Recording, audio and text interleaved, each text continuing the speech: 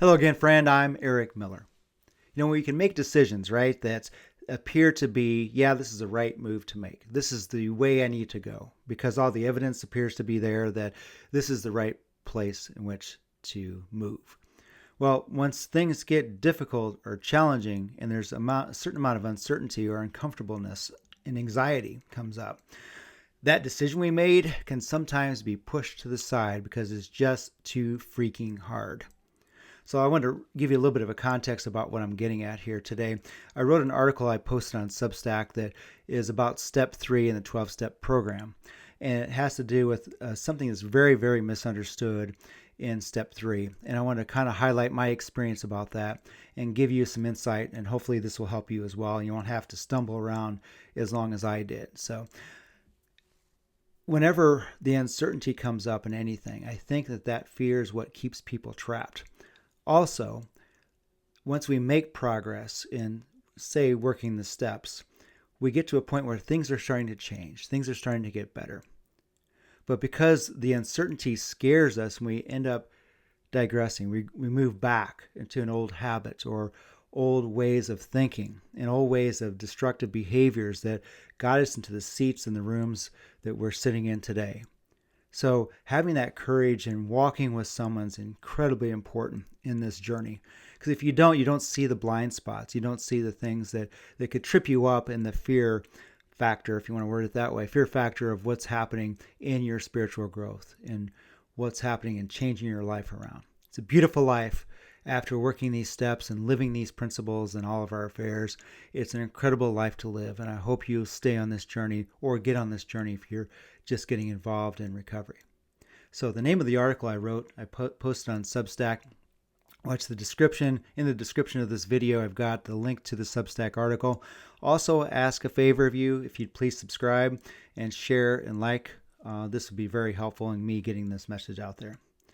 Okay, the most misunderstood phrase in recovery and what it really means. Step 3 is shorter than step 2 and twice as misunderstood. Made a decision to turn our will and our lives over to the care of God as we understood Him. I read that step for the first time and thought, I don't know what God's will is. I don't even trust God, so I won't turn anything over. I'll come back when I have that figured out. Well, I came back 2 years later and read it again and thought, okay, I'll try turning it over. I felt better for about 42.7 hours. Then I picked back up the thing I had supposedly turned over and held it tighter than ever before, and I called myself a fraud for not being able to let go. I did this for years because nobody had told me about what step 3 actually is, what I thought it asked. I thought step 3 was the one-time event, like getting baptized, like signing a contract. You make a decision once, decisively, and you mean it, and now you turn everything over to God. And anytime you find yourself white-knuckling something, that evidence that you weren't sincere enough for the first time shows up. That's not what step 3 asks of us. That's a recipe for shame. I also thought step 3 required certainty about what God's will is for me.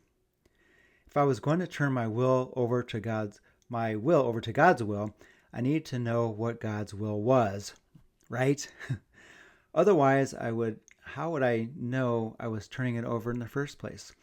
What if I was just doing what I wanted to do and calling it God's will? What if God's will was different from what I was already doing or what I wanted to do? Was I missing it, or did I really want to do it? So I would be in my head trying to figure out why I would turn it over to God that I didn't trust and was angry at me because I did something wrong. Would I really turn it over to that? It was an absurd loop, and it was exhausting, and that's also not what step 3 asks of us. What it actually asks. Here's what took me a long time to understand. Step 3 isn't asking you to have it figured out.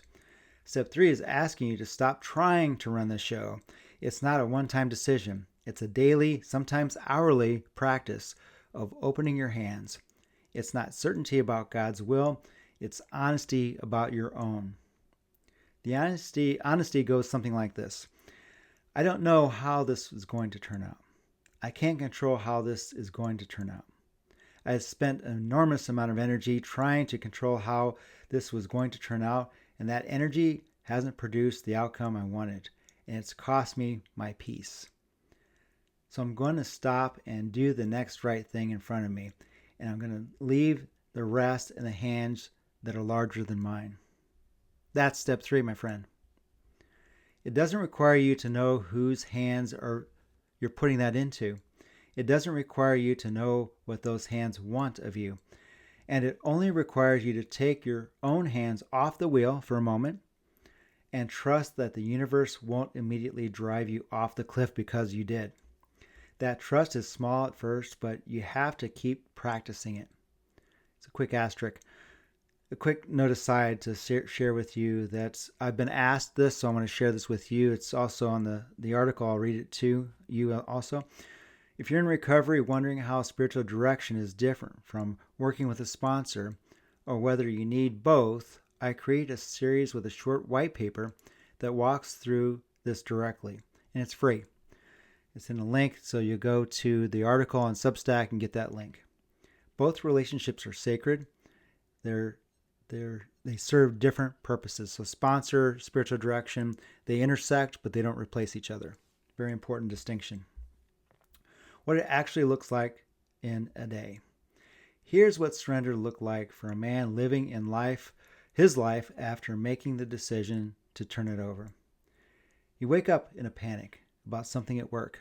You spin in your bed for 45 minutes, running scenarios in your head, or you can take 3 deep breaths and say out loud or in your head, I don't control how this turns out. I'm going to do this next right thing. The rest isn't mine to carry today. And then let's get up and get to work. So that's the distinction I had a hard time understanding in the beginning, was turning my will over to the higher power or God of my understanding was only part of the equation. But then also just doing the next right thing. And doing that next right thing can be in itself what God's will is. But you have to define what that is for yourself. That's more work we'll get into in other videos, and also talking to your sponsor too. You'll figure that out. Or maybe your kid is in trouble and you can't fix it, and the helplessness is eating you alive. You can either make it your obsession for the next 6 weeks, or you can do the next things that actually is yours to do. Show up, be present, listen, love, and let go of the things that aren't yours to do, like controlling the outcome. That's step 3. Someone you love is making a decision you think that's a huge mistake. You can spend the next month trying to manipulate them into your choice, the things that you want, or you can speak honestly and then take your hands off and let them run their own life, trusting in something greater than yourself that will take care of them. That's step 3. Let me wrap this part. There's no ceremony, no moment where the heavens open up, just a man daily taking his hands off things and that weren't in his control in the very first place. So why does this change everything?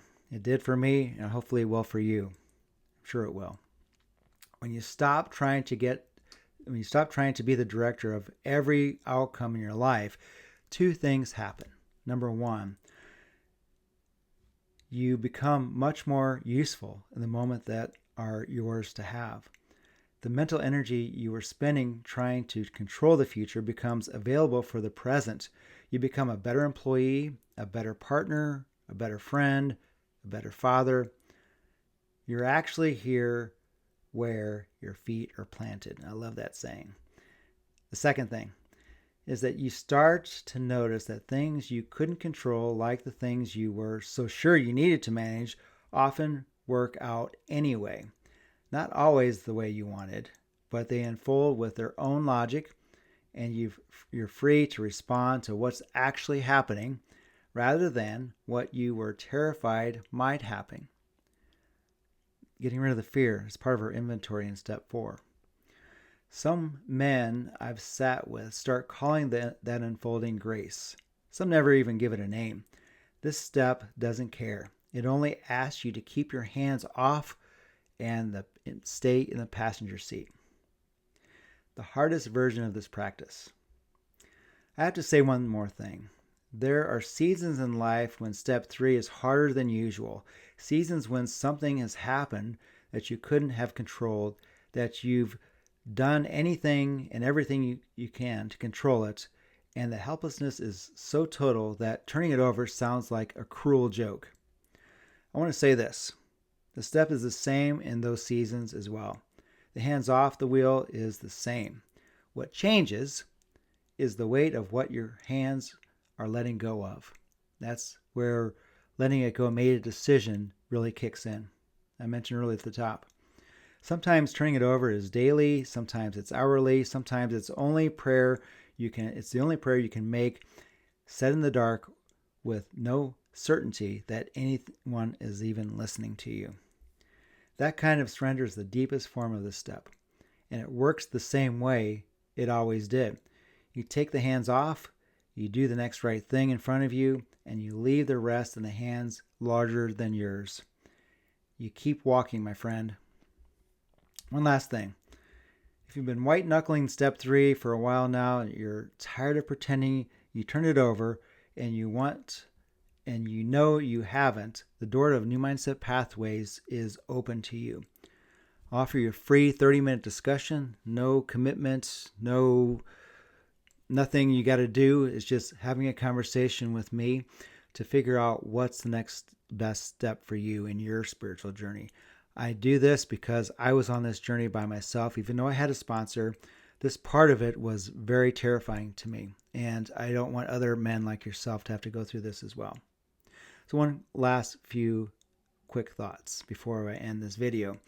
And that is making a decision to turn our will and our lives over to the care of God as we understood Him. There's kind of a AAism, have you, that God is everything or God is nothing.